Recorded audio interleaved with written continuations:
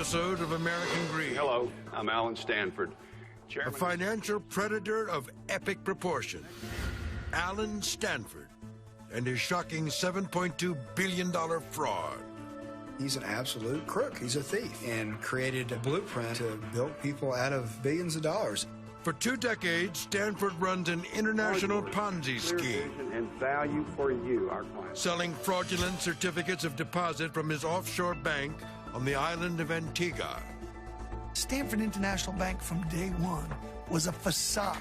It didn't exist. It was a Hollywood set. They weren't investing the money like Stanford told investors. And it's those investors, more than 20,000 of them, who foot the bill for Stanford's lavish lifestyle. Alan Stanford, at his peak, was a billionaire. He was one of the richest men in the world. He used the money on yachts and private jets, had homes around the world, and also to prop up his empire. Billions of investor dollars gone. To lose $1.3 million by someone that absolutely stole the money from me is just horrific. Alan Stanford is a sociopath. We have real assets, real people, a real group of companies, and this was no Ponzi scheme.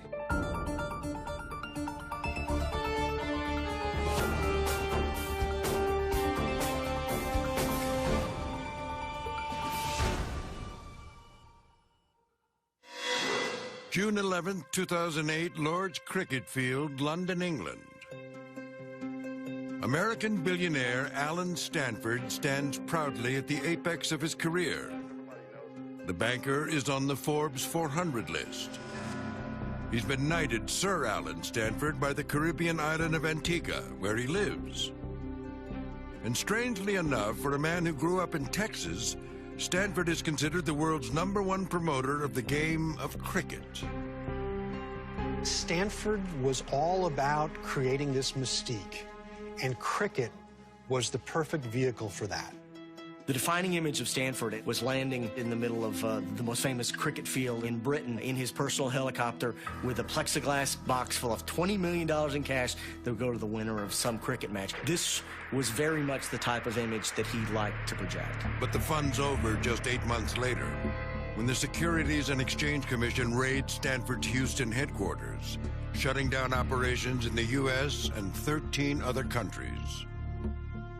Tens of thousands of investors will learn that their life savings have been squandered.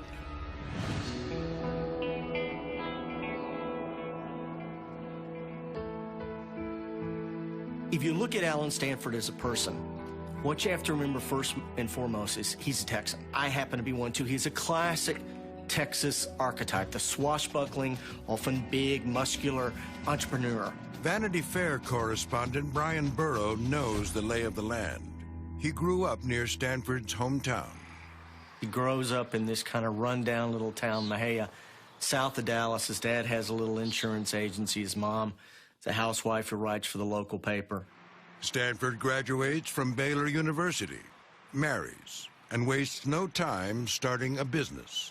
Stanford's genius was that he turned this one little health club on Lake Air Boulevard in Waco, Texas, into something called Total Fitness.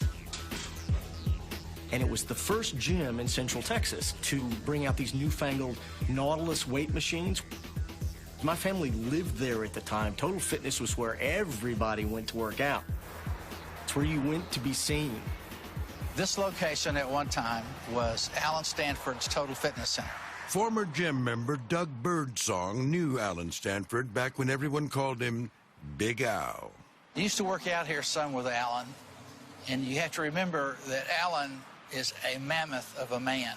At the time, he was 6'5", and probably weighed 330, 340. According to Birdsong, Stanford was arrogant in his dealings with employees and even customers. He was the biggest, he was the best, and he was the boss. No one much cared for him, but he was the owner.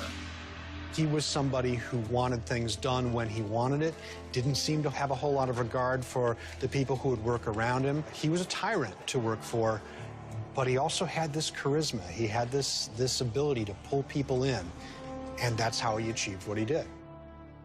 You know, the amazing thing about Stanford is here he is, 28, 29 years old. He's got a little string of 3 or 4 health clubs in Central Texas. But to look at the guy, you'd think he was a mogul. He's driving a white Jaguar through the streets of Waco, Texas at age 30. And he gets a helicopter, apparently leased, that says Total Fitness on the side. So the guy looks like, a little Texas Bill Gates. That's clearly the image of success that he wanted to broadcast. It helped bring in money when he tried to raise it. It certainly helped to bring in customers. Until it didn't. In the early 80s, the Texas oil business goes bust. Total Fitness loses members, and Stanford faces bankruptcy. One day we showed up, and the doors were locked. There was a sign on the door. It said closed. With $13 million in debt, it's time for Stanford to throw in the towel. He loses his string of health clubs to bankruptcy. But Stanford lands on his feet, becoming an entrepreneur in the Texas energy business. Though it's a more elemental form of energy, as Doug Birdsong finds out when he responds to an ad for firewood. And here came Alan driving a truck with a cord of firewood on the back. So he was still in town, but he was not in the banking business, and he was not in the gymnasium business. He was in the firewood business, which is where he should have stayed. But the restless dreamer has bigger plans. But I guess the question for us now and for Stanford then is, what type of business does the ownership of a bankrupt line of health clubs actually go into? Well, the answer turned out to be Caribbean banking. The volcanic island of Montserrat is a British territory. You wouldn't know by looking at it, but Montserrat is also a banking center. With 350 banks on this tiny island, there is one for every 30 residents. Many banks exist only on paper. Some are domiciled in bars, and regulation is notoriously lax. As a result, a lot of people that went to Montserrat were people who could not get banking licenses anywhere else. I talked to one money laundering expert who said, look, the only reason to open a bank on Montserrat was if you had fraud in mind. If you were legitimate, you went somewhere else. Amazingly, Alan Stanford, former health club mogul of Waco, doesn't come here to start a bank. He lands on Montserrat as a scuba instructor. One of the great mysteries of Stanford's career is how he got his start in Caribbean banking. It was said that he started this initial bank on the island of Montserrat with something like $6 million. Nobody has a clue where he got $6 million, or even if he had $6 million. But this much is known. Stanford buys a storefront calling the business Guardian International Bank. He hangs a painting of his grandfather Lotus in the lobby and tells people falsely that the bank was founded in the 1930s. Initially, Stanford targets wealthy Latin Americans worried about the stability of their governments. Many of these rich Venezuelans and Colombians seek an offshore haven. He placed small ads, some with attractive women, in scores of Latin American newspapers. And the key was he advertised deposit returns 2 points over whatever was being advertised in the U.S. And nobody understood quite how he would do it, and he would always have this kind of blather about, well, we're a very lean company, we don't pay a lot of taxes, Montserrat is low cost, so we're just leaner. There's no magic to investing. It's just hard work, it's a lot of diligence, and it's just staying the course. By 1990, Stanford's Guardian Bank touts $100 million in its accounts. But around this time, the winds of fortune shift. When the FBI and Scotland Yard suspect drug money is coursing through Montserrat's banks. This led to a 2 or 3 year investigation in which scores of these shell banks called Instabanks were thrown off the island. And ultimately, while it was never proven that Stanford himself was taking drug money, his bank license, too, was revoked in 1991. It's a major defeat for Stanford. But just like before, when he lost the health club chain, Alan Stanford will come back bigger and badder than ever. Up next on American Greed, Stanford reinvents himself with brash Texas bravado. He ultimately managed to buy a new bank on an island that was every bit as corrupt as Montserrat.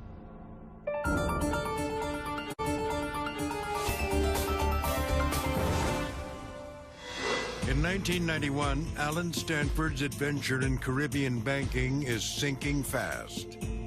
The island of Montserrat, under pressure from an international money laundering investigation, revokes his banking license. Stanford needed a new place to go, and so he goes 20 miles away. The nearest island is Antigua, and Antigua welcomed him with open arms. This is the heart of it all. CNBC senior correspondent Scott Cohn covers the Stanford story and follows the investigative trail to Antigua.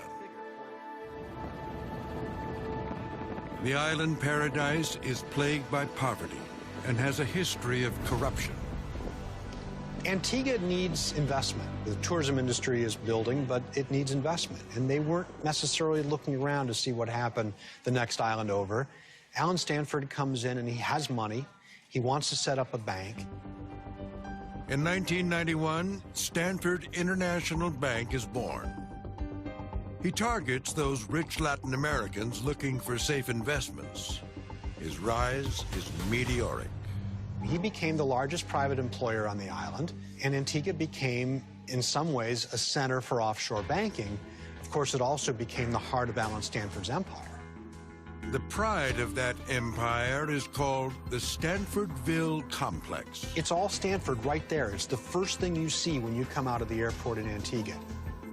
He had his fingers in every part of this economy. He owned a newspaper. He owned an airline. In the years to come, the Antiguan government will rack up $87 million in loans from Stanford. Antigua becomes his personal domain. He wielded enormous power in Antigua. This man had almost single-handedly shaped the Antiguan economy. And by 1994, Stanford International Bank's assets skyrocket to $350 million. Stanford opens branches in Venezuela, Peru, and Panama. But he isn't content to stay in the Southern Hemisphere. In 1995, with an eye on the much bigger U.S. market, he establishes the Stanford Financial Group in Houston. It allowed him to sell in the U.S., which was a market that he hadn't really tapped before. It allowed him to reach all of these people that were looking for this supposed safe investment. The company offers a variety of financial products, bonds, mutual funds. But ironically, the hard-driving Texan makes his name pushing an investment vehicle that's about as conservative as it gets, a product synonymous with safety. The certificate of deposit. This guy was a salesman. He knew what buttons to push, like any good salesman. He knew that people wanted to be wealthy, wanted to save their money, protect their money, grow their money. As they say, the closer you get to 60, the more conservative you need to be. And that's what I thought I was doing. Doug Birdsong used to lift weights with Alan Stanford back in the 80s when the banker owned Total Fitness. The last time they met, Stanford was starting over as a firewood salesman. So when Birdsong's broker in Austin, Texas, tells him about some CDs being offered by a company in Houston... And he said the company's name is Stanford. Birdsong doesn't make the connection that Stanford is Big Al from the gym. My financial advisor brought me a proposed portfolio and said, this is what we might do. It isn't that different than what we currently have, with a few tweaks here and there. For 20 years, Birdsong owned and operated a software company serving the healthcare industry. Now he's downshifting into retirement. Birdsong's advisor recommends a certificate of deposit from Stanford. It offers a return 1.5% higher than most other CDs. To Birdsong, it's a no-brainer. I know what a CD is. I know exactly what a CD is.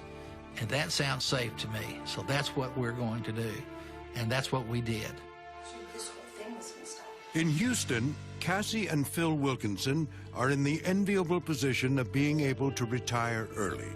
My husband and I never doubted our ability to earn or our ability to save.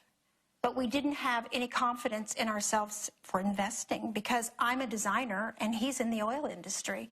Phil worked for Aramco Oil for 28 years and has a sizable retirement fund through the company's 401k plan.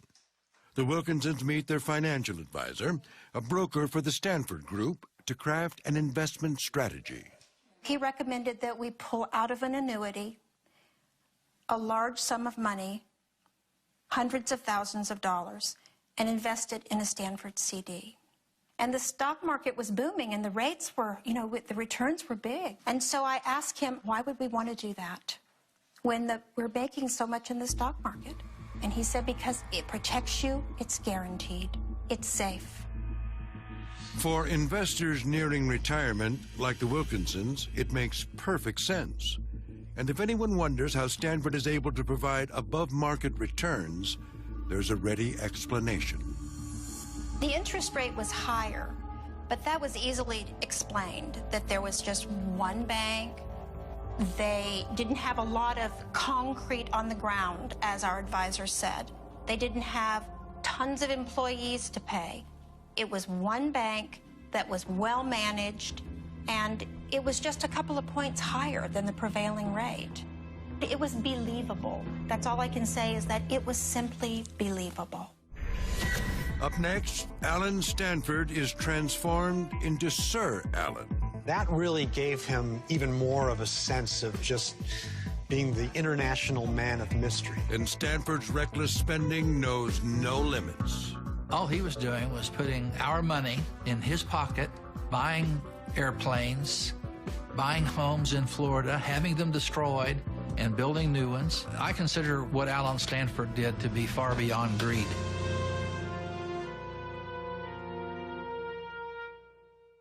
Hover around takes me where I want to go. Where will it? On the Caribbean island of Antigua, Alan Stanford's bank thrives in its new location. Writer Brian Burrow traces Stanford's ascent for Vanity Fair. It's just stunning how successful this bank was. It grows from $350 million to $3 billion in 2004, and Stanford owns it all. You know, at the top of his rise, Stanford was worth an estimated $2.2 billion, and he was in the Fortune 400.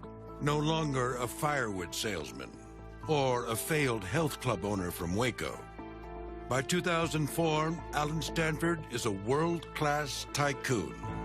Everything that Alan Stanford did was to exude wealth, to make people feel good, to make people feel like they were investing with a self-made billionaire who was trustworthy. You felt like you were investing in something substantial, when in fact what you were investing in was Alan Stanford's lifestyle. He liked to live large, mansions in South Florida, homes in London and elsewhere. He liked playing the part of what he was, a big, swashbuckling Texas guy. He liked landing on cricket fields with helicopters. Stanford spends in one 3-year period a staggering $100 million on aircraft, including helicopters and private Lear jets.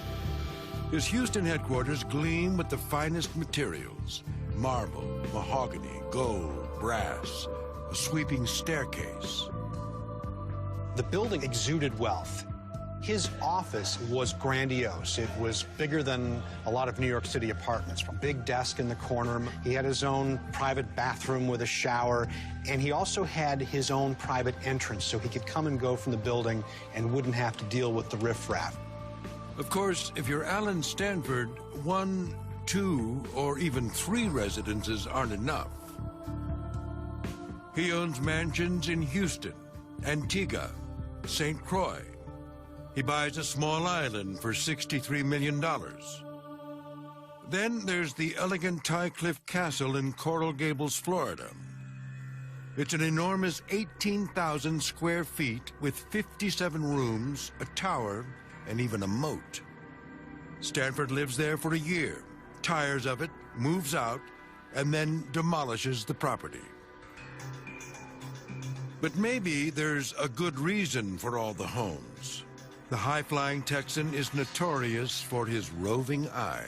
He liked women. He was married, and he had at least 3 different women that we know of who had 5 children. So, you know, he spread his money. He spread a lot of things around. Throughout his career, Alan Stanford has carefully crafted a persona, even if it requires rewriting history. In his Montserrat days, Stanford falsely claimed that his grandfather Lotus founded a bank.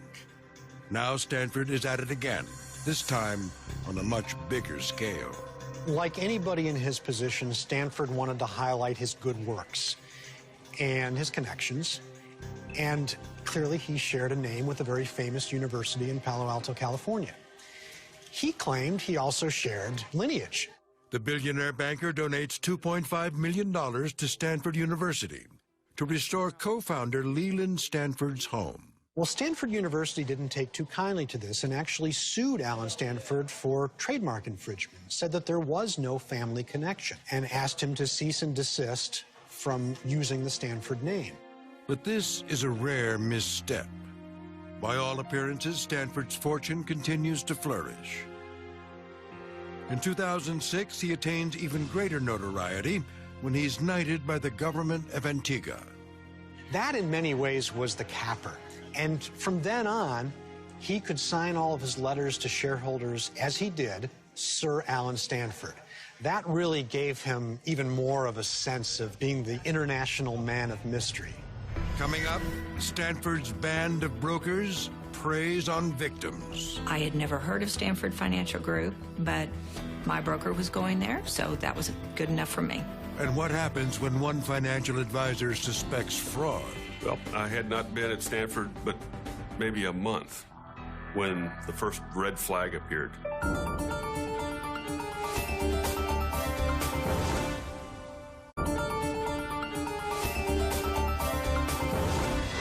Mansions, airplanes, yachts. The international banker, now known as Sir Alan Stanford, is burning through tens of millions of dollars every year, putting intense pressure on his Stanford Financial Group to remain profitable. To reel in more investors, Stanford expands his empire, opening more than 30 offices across the United States and building an army of brokers. He was trying to create a real financial services business. So he would hire these brokers away from established firms. In retrospect, what he needed from them was their client list, these people could bring in clients, and indeed they did. I had met my broker numerous years ago. I had known him for a long time. We became very close, and I had followed him from firm to firm. In 2005, in Houston, Sandra Dorrell's broker moves to Stanford and tells Dorrell he's taking a select group of clients with him. He'd like her to be one of them. I had never heard of Stanford Financial Group, but my broker was going there, so that was good enough for me. Dorrell is sitting on a windfall, having just sold an office furniture business. Her broker recommends she buy Stanford's Bank of Antigua certificates of deposit.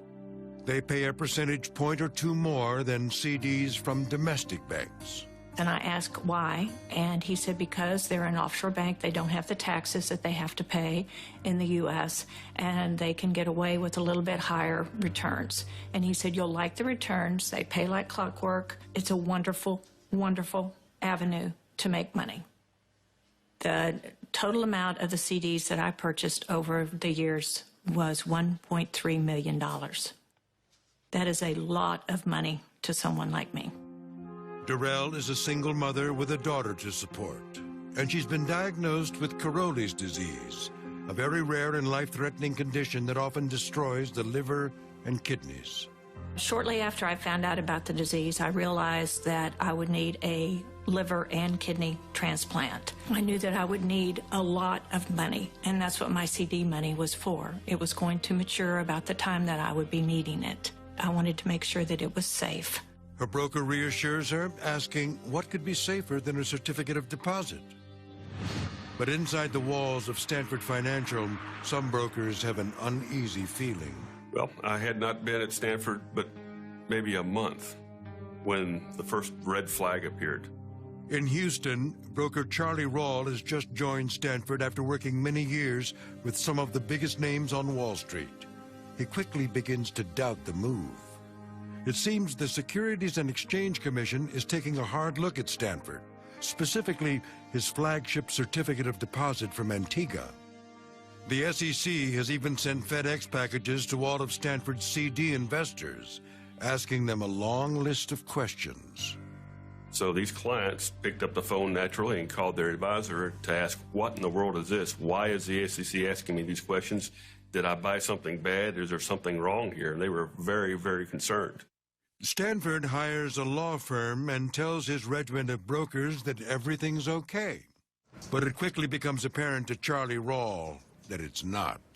In approximately June of 2006, all of the assistants were pulled together in a conference room and told that they needed to go through all of the files that contained information about the bank CD, the client files that had purchased CDs. And the staff was told to go through every file and clean out the files. Rawl says the assistants are told to destroy every handwritten letter, every post-it note, everything except the official documents involving the sale of the Bank of Antigua's CDs. That was very strange, and many of the advisors were talking about that. What is going on? Is there a lawsuit? Is the SEC asking for these things? We were concerned. That was a big red flag to me, because if indeed there was an open investigation or inquiry, purging of files and the possible destruction of documents was a tremendous no-no. Ironically, after ordering employees to destroy files, Stanford then sends a memo reminding them to save everything.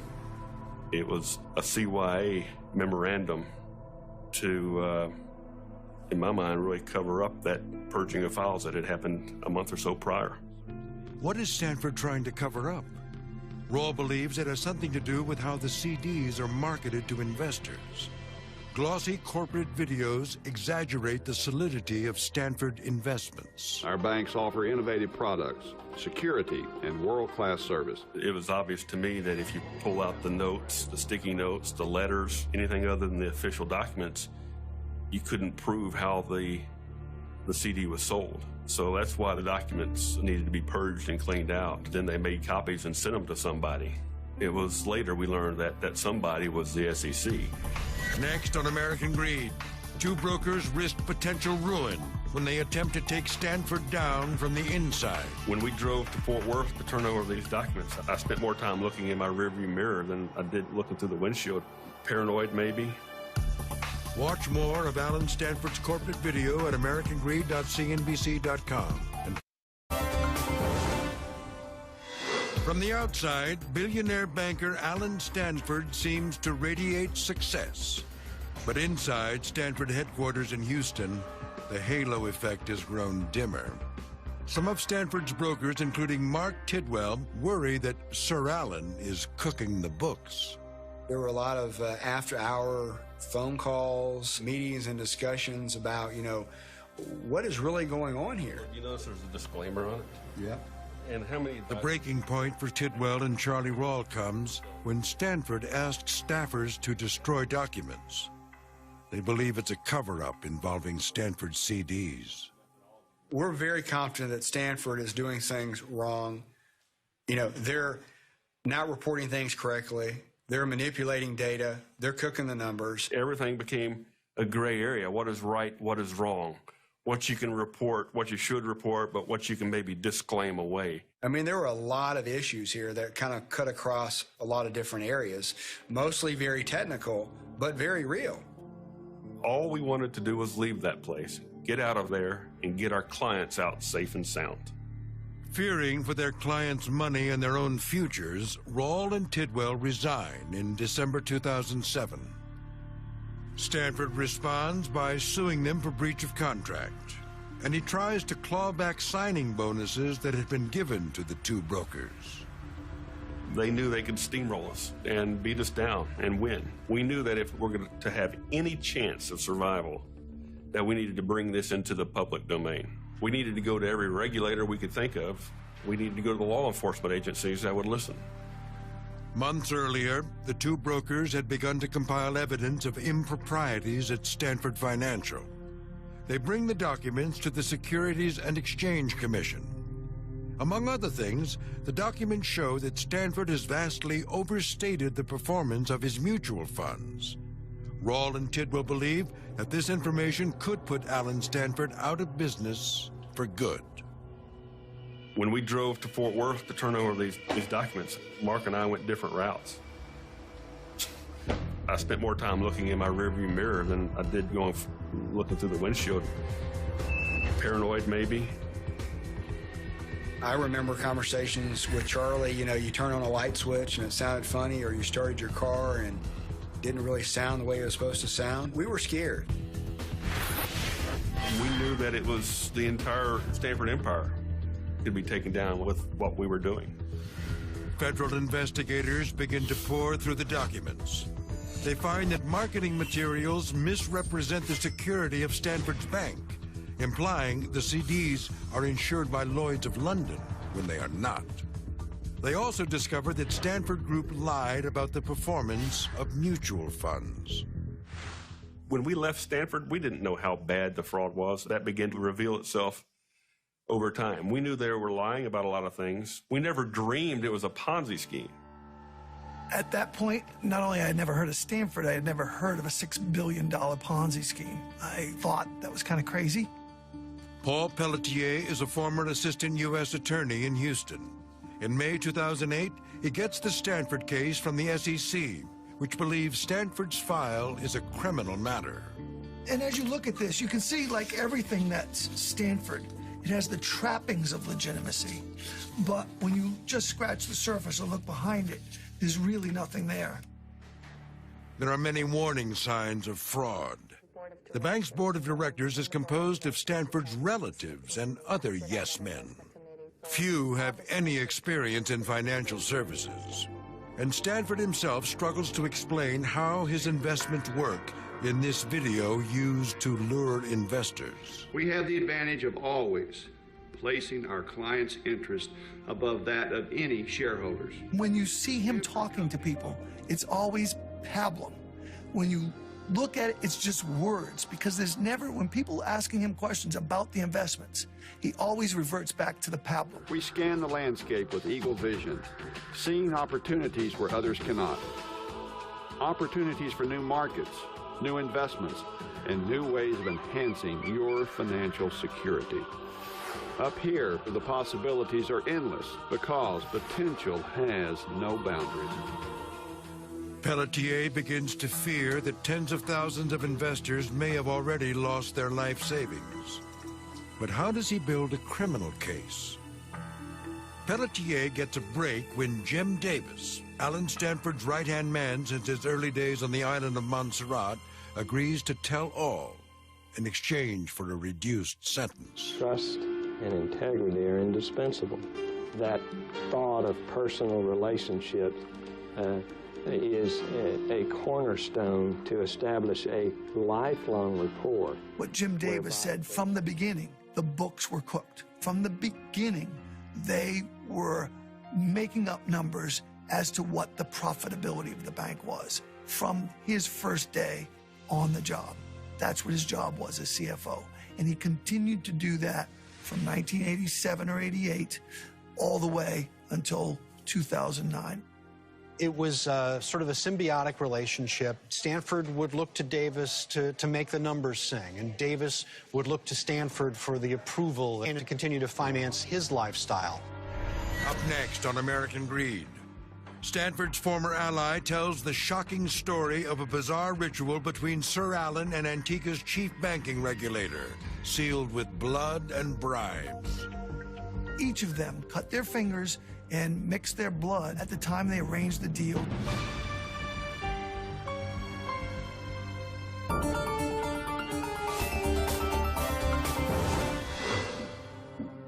Alan Stanford's former right-hand man, Jim Davis, is cooperating with the Department of Justice, providing a window into one of the biggest frauds in history. In 2009, Davis tells former prosecutor Paul Pelletier that in Antigua, Stanford could do whatever he wanted. In a shocking revelation, Davis says Stanford bribed the chief banking regulator of the island and used a bizarre ritual to close the deal. They sealed this bribery scheme with a blood oath, and that each of them cut their fingers and mixed their blood at the time they arranged the deal to engage in this bribery scheme, and that they were now blood brothers so that they could never violate that oath by exposing this bribery scheme to anyone. And with the bank's regulator looking the other way, Pelletier says Alan Stanford had no constraints. He siphoned investor money into his own personal Swiss bank accounts. The amount of money that he spent through these slush funds was astronomical, but nobody knew that he was doing it. To cite one egregious case, Stanford spends $12 million of investor money lengthening his yacht, the Sea Eagle, by just 6 feet. To top it off, the renovation actually diminishes the value of the boat. The fact that a person would use investor money to increase the size of a yacht by 6 feet speaks volumes as to where his head is at in terms of whether or not he really cares about the investors. But sadly, the $12 million spent on the Sea Eagle is a speed bump compared to the Mount Everest of theft Pelletier will eventually uncover. What we learned is that ultimately he was siphoning off money in loans to himself that he would remove from the depositor's CD holdings. And these loans ultimately amounted to approximately $2 billion, which were never revealed to investors. On February 17, 2009, the headquarters of Stanford International Bank becomes a crime scene. The SEC shuts down Stanford's operation in Houston and across the country. Thousands of investors watch in horror. No one was more surprised than I was the day I woke up and found out that Alan Stanford was actually the person that I had known since I met him as Big Al. That was a very shocking day. And my first reaction was to come home, pack a suitcase, grab some cash, hop on a plane, and fly to Antigua. It was just a panic situation. I immediately go to my bank account and realize I have $200 in my checking account. I have no money. I had no savings other than everything that was at Stanford Group companies. I am dead broke. And while victims soon learn their money has vanished, Stanford apparently has lost none of his swagger. And at this point now, he claims he's going to stay and fight. He said he's knocked back on his heels a little bit, but now he's going to fight this thing. He claims that it was the government, it was the SEC that destroyed his financial empire. It wasn't a Ponzi scheme that fell apart. It was because the government moved in with its heavy hand and knocked the whole thing down. In a rare and exclusive interview, Stanford meets with CNBC senior correspondent Scott Cohn. Madoff comes along. Well, they need somebody to make an example out of. In this case, to hell with the investor. Let's go after this thing. Let's just carve it to pieces, bludgeon it, and leave it worthless. So they screwed up with Madoff, so they came after you? Is that what you're saying? You make your own judgment there. You make your own judgment there. Madoff was a true Ponzi scheme. We have real assets, real people, a real group of companies, and this was no Ponzi scheme. In June 2009, Alan Stanford is charged with fraud, conspiracy to launder money, and conspiracy to obstruct justice. He's arrested at his girlfriend's house in Virginia. The case drags on for more than 3 years and is filled with drama. Stanford is hospitalized for heart trouble. He claims he's addicted to pills and is mentally unstable. He's beaten up and bloodied in prison. He even bloodies himself. He bit his tongue and kept spitting up the blood in court. And it was unusual to me, but he was trying to portray himself as if he was, as if he had internal bleeding. But in reality, he had bit his tongue and was spitting that blood in a cup in court. Stanford's life has been a lie and a ploy to deceive people. And he didn't change that once he was incarcerated. Finally, in January 2012, the trial moves forward. Alan Stanford pleads not guilty and tries to blame everything on Jim Davis. but the evidence against Stanford is overwhelming. On March 6, 2012, Stanford is found guilty. The jury convicts him of 13 out of 14 counts of fraud, money laundering, and obstruction. In June 2012, American Greed is on location in Houston for Stanford's sentencing hearing. Victims, wearing black in solidarity, gathered outside the courthouse. Cassie Wilkinson steps up to speak out against Stanford. The sentencing for crimes like this has become so big and so long that they're comparing it to economic homicide. And really that's what it is. Someone murdered the life that I knew, that I worked hard for. We were not born with money. We earned every single penny. Judge David Hittner sentences Stanford to 110 years in prison. Though it's less than the maximum sentence, many victims are satisfied that Stanford will spend the rest of his life behind bars. Well, anything beyond about 30 years would have been just to send a message. I think it was a good, strong sentence. 110 years, I think, was an appropriate sentence. Naturally, I would have loved to see the 230 that the government requested, but I think 110 sends a good message. Sandra Dorrell invested $1.3 million with Stanford so she could have peace of mind as she fought a serious illness. She has since had a successful liver and kidney transplant paid for by insurance and considers herself lucky to enjoy good health. But any hope for financial security is gone. I wake up every day thinking about money. I go to bed every night thinking about money, and now it's not there, and I have to worry about it every day of my life. How I'm going to live the rest of my life without that money. Cassie Wilkinson and her husband Phil lost a six-figure portion of their retirement. My husband has had to go back to work. We've put our house on the market. It was our life that was stolen, a life that we worked really hard for. None of it was given to us. And Alan Stanford used it like it was pocket money. To lose $1.3 million by someone that absolutely stole the money from me is just horrific. The evidence showed Alan Stanford was a man that survived on two things: ego and greed. Lying to people who you are taking money from for the sole purpose of promoting your ego and promoting your sociopathic lifestyle. That's the definition of greed.